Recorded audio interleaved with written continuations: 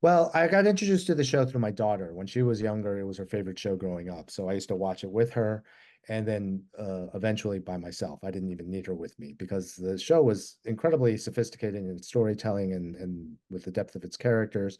It was a great epic fantasy to begin with, even for especially for an animated show. But also, it was very rare in that it was a show that was centered around Asian characters and set in a world. It's a fantasy world, but it was still a world that was inspired by Asian culture and legend. And that was incredibly rare. Even today, that's incredibly rare. So like that was another thing that appealed to me, the way the show appealed to me, and also made it something that I could watch with my daughter together. And so that was, and in truth, one of the big reasons for me taking on this project was being able to translate that into live action. So it's one thing to have characters who are all Asian and represent the different Asian cultures in animation, and another to do in live action with real life flesh and blood humans. So that was a very compelling reason to do the show as well. I have to say, this has been a long time in development. I started working on Avatar: The Last Airbender in December of 2019, so it's been over 4 years. And back then, I had just finished working on a couple of shows at 20th Century Fox, and I was doing some pilots. I'd written a few pilots for Warner Brothers and a few other places. I did a pilot for Apple TV about K-pop, and that's when Netflix called about the Avatar opportunity, and it seemed to dovetail really nicely with the things I had been working on at the time, which were stories that were centered around Asian and Asian American characters and themes. And I was always a big fan of Avatar, of the original series. So it seemed like a really exciting opportunity, and that's how I got involved. There was a previous version of this story told in a feature film, which I'll, I'll just say fans weren't happy with. And it came out in about 2010. I actually have never seen that feature, and I sort of deliberately avoided watching it when I was doing this project. But one of the biggest criticisms of it was that it did not accurately reflect the ethnicities of the characters from the original.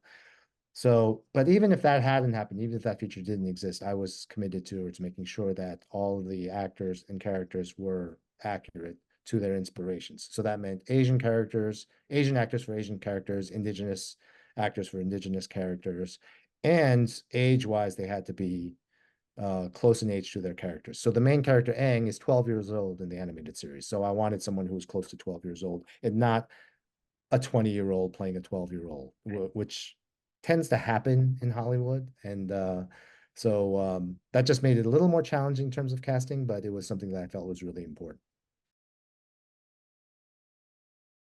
It's Yep. funny, it's like in the original animated series, Fire Lord Ozai and Princess Azula are not really present in the first season. And so we ended up bringing them up from later seasons and accelerated the storylines a little bit. And I felt it was important because in the end, the story is a lot about family. And the dark mirror of our heroes is the Fire Lord's family.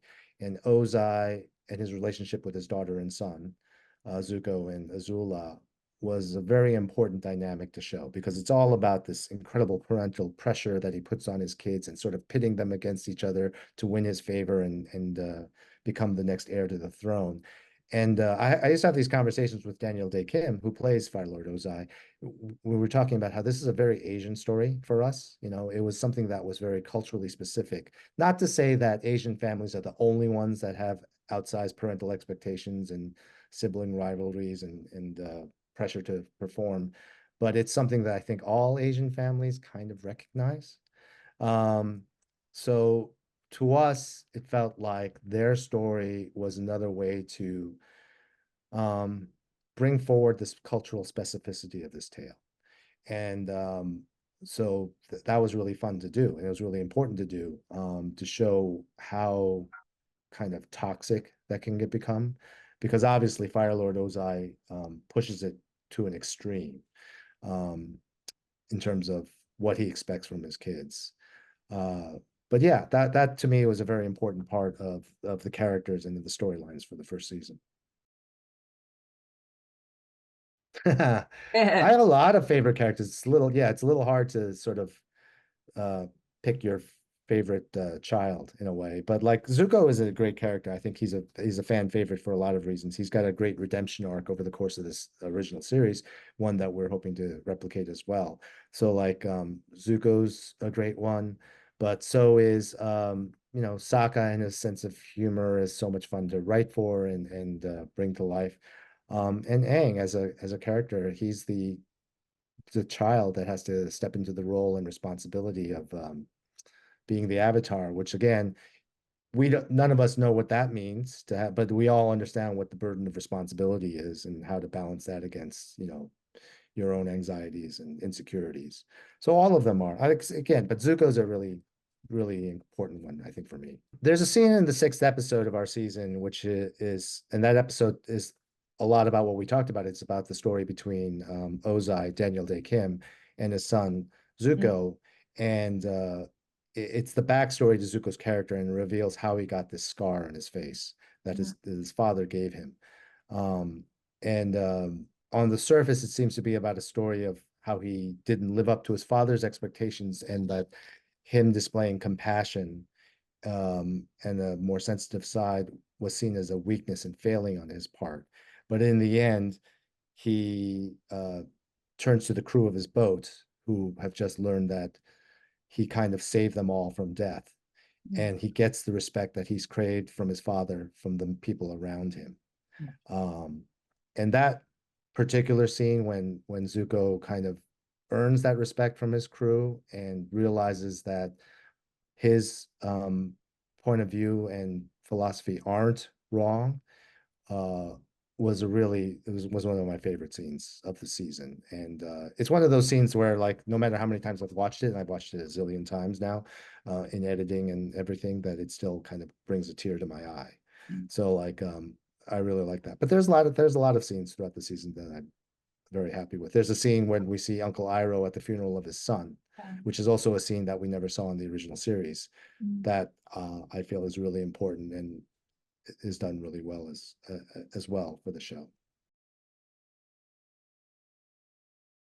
I'm really excited that Avatar has found such a large audience and has done so well across the world. And they're responding that way to a show that features exclusively Asian and Indigenous actors and is set in a culture that is inspired by Asian culture and legend and folklore. And in a way that I kind of knew that could happen, but I'm still very pleasantly surprised that it's been so seamless in its acceptance. And like when we were making the show, I wanted to make sure that we got all these cultural details right. Like I said, it's set in a fantasy world, so it's not supposed to be a real country. But at the same time, they were all inspired by real countries. So like there's an episode set in the city of Omashu, which is supposed to be India or Pakistan. And in that scene, we have a big feast. So I made sure that the feast was filled with legit, real, authentic Indian food. We hired these great caterers in Vancouver who ran an Indian restaurant in Vancouver to provide all of the food and style it all. And it looks incredible and mouth-watering. And it's not a detail that everyone will pick up on, but that was important to me that we get that right. And same thing when we set a story on the island of Kyoshi, which is supposed to be Japan. We had all this we hired Japanese chefs to create all of the food for that scene. And like, in that Omashu scene with the feast, the actor who plays King Bumi in that episode, Utkar Shambhutkar, um, he was just telling me that like this is all his favorite stuff. This is all the food that he grew up eating, and he loved sitting there, and he couldn't wait till the day was over because he was going to dig in once we were done with it all. So like getting that stuff right was important to me. There are little details like I made sure that people took off their shoes before they went in the house. Like I don't think anyone's really going to notice it, but like for me, it was important to get those kinds of details right. So yeah, the cultural authenticity extends a long way. It's not just towards the big story points and the characters, but also to the details of how people live in this world, because all of that lends to the feeling of authenticity and being real, even though it's a fantasy world. What I also noticed was that towards the end, it was so visible that the female characters their strong motherly instincts were highlighted towards the end. And it's quite a change if you think about it. Was it intentional in a way? Yeah, those themes were present in the original series. Is one of the reasons why the original series is so was so groundbreaking at its time and beloved even to this day. So we made sure to not only carry those over, but highlight them a little further. Because again, bringing the story to live action helped ground a lot of it and dimensionalize it. So we wanted to make it feel very realistic in a way. So the story, I mean, one of the main characters, Katara, her arc through the season is about her coming into her own power, Mm, both literally because she has the ability to waterbend and she yeah. learns how to waterbend, but also stepping her into her own power as a woman, as a female character. And so that was a very strong theme for the season. So it was reflected, it reflects the original source material, but also we brought it out a little bit more, not only for today's audiences, but because it felt like it was a core principle for this world because the theme of Avatar overall is that the only way to bring hope to a world that has lost hope is to share in everyone's strengths and their differences and to celebrate their differences. And so it's all about communities coming together and people coming together and everyone being able to show their true strength and power. So that all fits in really well with the themes of the show. I should point out is like being able to assemble not just the new acting talent that we had, but like a lot of the veteran actors. You know, on our show, we have everyone from Tamlin Tomita to Daniel Day Kim to Ken Leung to Arden Cho, all these people who have been working for a long time. And it was a tremendous honor to be able to get them all together onto this project. It was very much kind of a dream scenario for me.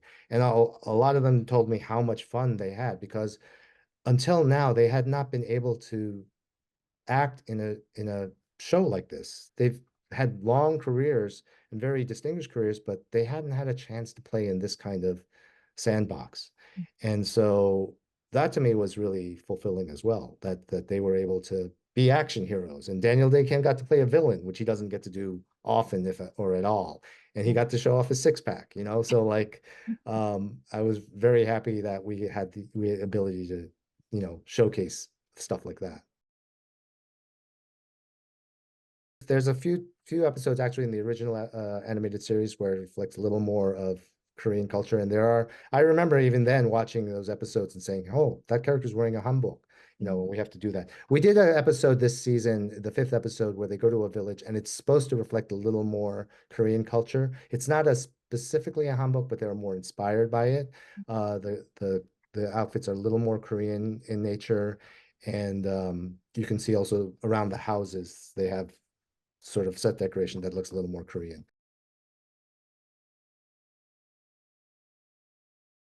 It's interesting, like I remember hearing that the movie Crazy Rich Asians didn't do particularly well in China Mm, or parts of Asia, and in large part because it was a story that was familiar mm, and had been done in various ways through TV shows and movies.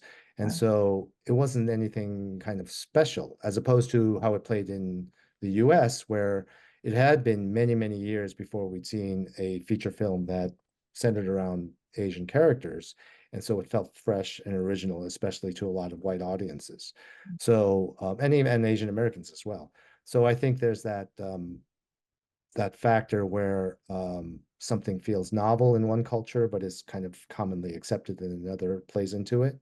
Also, I think specifically in terms of like the Korean market, um, Korea has such a robust entertainment industry to begin with that you have to cut through a lot of noise. Noise is the wrong word, but like you have to really stand out in order to make yourself be known and become popular because there's so many other great options you already have at your fingertips when you're in Korea, right? So like whenever I'm in Korea and I take a look, there's so many shows going on and so many movies that are out there. And they're all great. A lot of them they're all of incredibly high quality, really well done. So why do you need Hollywood in a way to present you with stories? Like I was in Korea last fall and like Concrete Utopia was playing, and a bunch of other movies. I tried to get to the theaters, I didn't have time, um, and none of those had made it to America yet, right? So it was like, wow, I'm perfectly happy watching all of these programs rather than anything else that's being made out of Hollywood. So I think that's a factor as well. But Mm, like, the world is obviously becoming smaller by the day. And so everyone is becoming more exposed to the things that are being created across the world. I remember seeing some statistic in this last writer strike, which was just this past year, that in the 2007 and 8 strike, um, there was something like 50 to 60 Asian writers in the WGA. mm, And then this time around, I don't know what the exact number is, but I remember going to some events during the strike, and there were a few hundred of us out there, and we took big pictures and everything like that. So that's changed pretty substantially. Um, I don't know if that pace of change is rapid enough. I've said that in my career, in every writer's room I've been in, I've been the only Asian person in the room unless I was in charge of that room. So, and that's still the case to this day. So that indicates to you, like, there's been some progress, but not probably enough. And, changing a business is kind of um, tradition bound in a way, as Hollywood is going to be a slow thing to do. So there's been a lot of change, but probably not enough yet. And it's not just in the ranks of the writers. I'm also talking about directors and executives, especially in executives. I don't see a whole lot more than there were used to be back then. And those are the people who really have the decision-making ability. So that's something that hopefully changes in the mm. next few years. You're a Korean American in the US who's in Hollywood. I'm sure that you kind of grew up watching Korean and or Asian movies and dramas. In the past 10 or 20 years, was there a point that when you were watching one of these Asian films and thought, wow, this is really a breakthrough? I think there probably were a couple, like when I was younger and I'd visit Korea and I watched the television, it was very much geared towards soap operas, and the production values were much lower, and it wasn't it wasn't quite up to the par of what Hollywood was producing. And so I tended to not really pay that much attention to what was like the rest of the world was. But there were there were a few times when I saw some films come out of Korea that kind of made me stop. Like I distinctly remember the first time I saw Old Boy, and I was like, wow, um, this is a big change. This is a radical change from what I've seen in the past. Maybe a little bit before that, I remember seeing Shiri, and I thought that this was a really well done movie that is on par with what Hollywood is producing. Um, so, but like Old Boy, I think changed my perceptions of what the Korean entertainment industry was producing. And I think like I was kind of on par with the rest of Hollywood in that regard, in becoming gradually aware of what Korea was doing as well as what Japan was doing. I'm trying to think, it doesn't come to mind like what the big TV show I saw that kind of opened my eyes. It just all of a sudden seemed to be there. All of a sudden, like, and I think it coincides with obviously the advent of the streaming services, and you got exposed to so many more kinds of content from around the world that all of a sudden you could see a lot more Korean TV shows. Like, but I remember even just around that time, like you used to have to go on specialized services, whether it was like Drama Fever or Viki or anything like that to watch Korean dramas. But then after um, a while, you could find everything on Netflix and Hulu and all the other and Disney. And so like um, it's one of those changes that all of a sudden you sort of woke up one day and realized, oh, there's a lot of it here. So I think it was like that. It wasn't anything I really planned for in a way. My wife always says that my career is the result of both really good timing and really bad timing. So like I began my career as a magazine journalist. I worked after college. I was actually in college. I was pre-med, Mm, like any good Korean son. But then I would also be doing a lot of writing in college. I worked for the school paper. I took writing classes. And so after I graduated, and I think a big clue should have been that when I took the MCATs to apply for medical school, my highest score was on the essay section. So like that was kind of an indication that I should probably steer away from science and more towards writing. So, but I worked as a journalist for many years. I started out as a writer and editor for Sports Illustrated and then Entertainment Weekly and People magazine. And then ESPN approached me around that period of time to and asked if I'd be interested in running a new show that they had created, which was about the intersection of sports and popular culture. And it seemed interesting because it lined up with my background, and it was also based on a section of Sports Illustrated that I had previously created.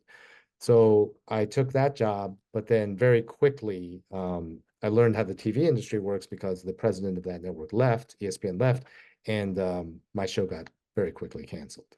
Hmm. So I found myself in LA um, with nothing to do really.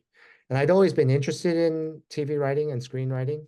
Um, so my agent happened to get me a meeting on a drama that was just starting up at the time. It was called Dirt, and it was for FX, and it starred Courtney Cox. It was her first show after Friends, and she played a tabloid magazine editor. So I was brought on board that show to be the technical consultant, the someone who added some reality to the show, told them what magazines offices looked like, what kind of lingo magazine editors used, write a little bit of dialogue. And in that first season, they asked me if I wanted to write a script, which I did. And in the second season, they asked me to join the staff. And so that's how I got my start in Hollywood and TV writing. Unfortunately, that show ended up being killed by the writers' strike of 2008. Mm. But after that, I joined another show and sort of haven't looked back since then. Mm. So it wasn't anything that I could say was particularly planned out. Um, and so like I said, it's a combination of good timing and bad timing in a way.